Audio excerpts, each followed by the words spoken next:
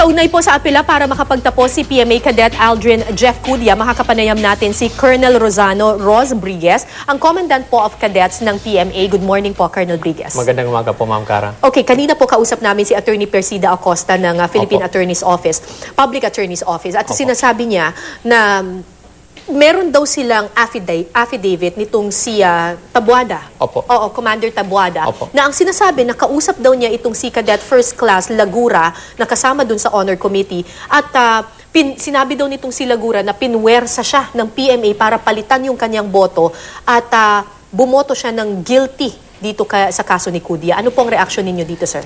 Meron pong affidavit si Commander Tabuada. Si Commander Tabuada po ay siya po yung head natin ng naval warfare. Kasi po pag fourth year na po yung mga kadete, Opo. nag-try service na po tayo. Hiwa-hiwalay na po yung Navy, hiwa-hiwalay na po yung Air Force, at saka hiwa-hiwalay na po yung Army. Meron po sayang sariling affidavit. In fact, kasama po yan sa appeal ni Cadet Cudia na isinabit po noong 11 March. So, sinabi nga po niya na sinabi nga daw po ng isang kadete sa kanya na siya ay na-pressure. Oo. Pero tuloy-tuloy po ngayong ini-interview at napag-alaman natin na categorically dininay ng kadete na siya ay na-pressure.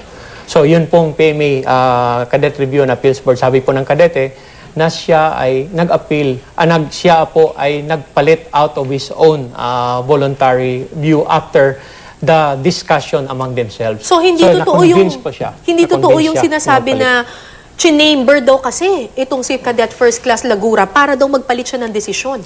Ito po ay kasama sa proseso ng Honor Committee. Kasi po dahil napakataas ang requirement po to convict a cadet 100%, that is 9-0, 9 voting members, you have to convict it unanimously. Nung sila po ay kadete, kasama na po sa proseso nila na pag ang voting po nila ay 7-1 at saka 7-2 at saka 8-1, i-continue po nila ang kanilang diskusyon sa isang executive session. Ang tawag po nila dyan ay chambering. Doon po sa executive session, lahat po sila, babasahin nila ang kanya-kanyang view kung bakit binoto niya na not guilty for the following reasons, bakit binoto niya na guilty, lahat po sila magsasalita. So nagkaroon talaga ng chambering at ito'y hindi illegal? Hindi po illegal. Kasama po yan sa proseso nila. Kasi sa proseso, wala naman po sa Honor Committee na pagkatapos sa isang botohan ngayon, ay tapos na. Kasama po sa kanila yan na ang final vote should be unanimous to convict a cadet. Meron pong mga kaso na 7-2 na pagkatapos po ng executive session nila or chambering, 7-2 pa rin po yun. Meron pong kaso na 8-1, 8-1 pa rin po yun. At meron din kasong 8-1 naging 0, naging 9-0. So kasama talaga sa proseso, sir, na kapag hindi po unanimous yung decision, ay magkakaroon ng executive session to convince each other to come up with a unanimous decision? Only kung 7-2 ang vote or 8-1. Pag 6-3 and lower, wala na pong pinag-uusapan sila. Automatic na pong not guilty yun. And in this case, it was an 8-1 vote? In this case, it was an 8-1 vote. Yun ang proseso na kanilang nakagisnan simula pa lang nung nag-start itong klase na pag-graduate ngayon. So, paano po itong affidavit ni Tabuada? Ano pong mangyayari dito? Itong affidavit po ni Tabuada ay i-evaluate po ng kasalukuyang Cadet Review and Evaluation Board. Pinapatawag po yung kadete na concerned dito at saka iba pa pong mga witnesses na para dyan. Para patunayan kung talagang merong batayan ito para i-review pa ang kaso ni Cadet Cudia. But the graduation is on Sunday. Aabot pa ba yun? Tama po yun. Pero nais po nating ipaalam sa ating mga kababayan na meron pong requirements si Cadet Cudia na hindi niya na-comply sa graduation. Ito po yung tinatawag na number 1, ang special conduct period. Ang special conduct period po, yan po yung time na tapos na po yung examinations nila hanggang graduation.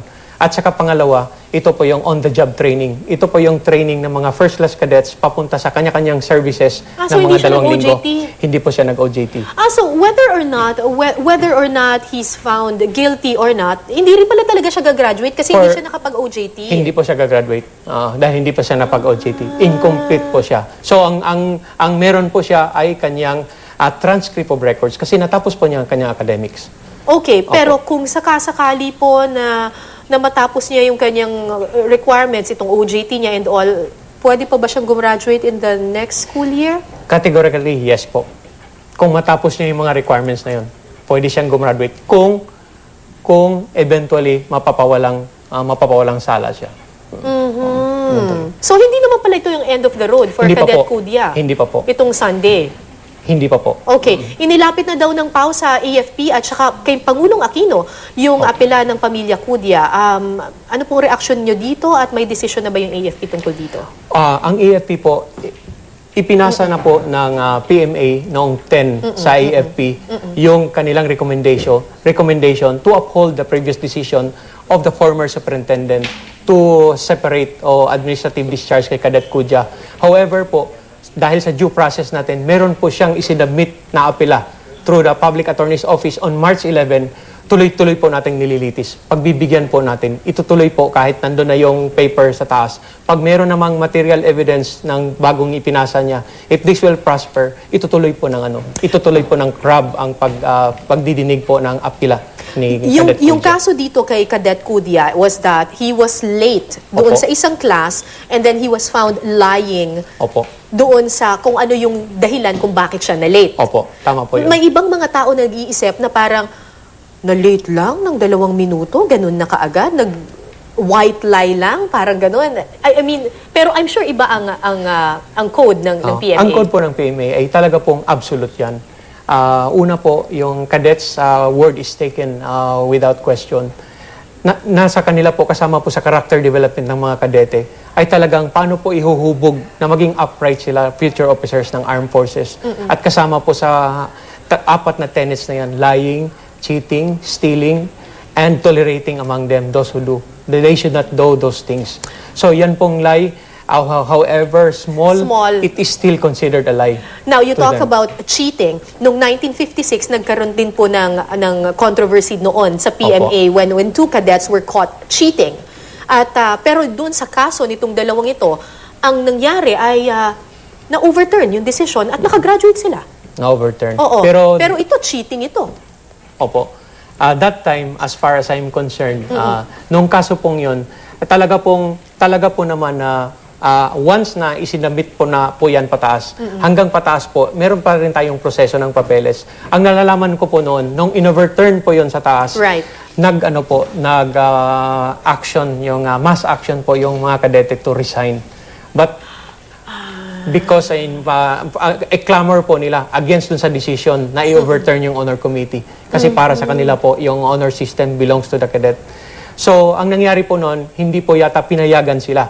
Hindi sila pinayagan na mag-mass action to resign for the service yung lahat ng kadete. So, eventually po, nakagraduate po yung unang-una pong nasasakdal, and then nagtenyente po, and then parang nag-resign na rin po siya sa service dahil eventually parang hindi na po siya natanggap ng kanyang mga kasamahan nung sila ay tenyente. Now you talk about yung honor committee, yung honor code ay talagang parang pag-aari ito ng mga cadet. Opo. Ano ang at bilang kayo po yung commander ng mga cadets ng Opo. PMA, ano po yung general sentiment ngayon ng mga cadets tungkol dito sa kaso ni Kudia?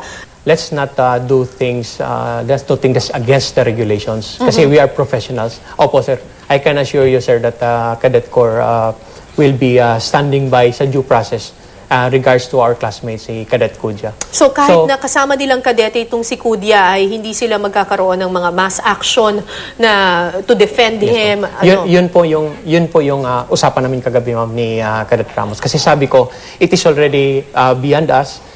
Pinasa na natin yung ating sentiment, yung honor committee vote, ipinasa na natin. And it is already on review above the tactics group. Ang tactics group, ma'am, under po yun ng Commandant of Cadets at nandoon po yung mga kadete. So nasa level na po yun ng headquarters ng Philippine Military Academy. So just to wrap this up, ang sigurado po tayo ay this Sunday hindi makakagraduate si Cadet Kudia because incomplete ang kanyang requirements. Tama po, ma'am.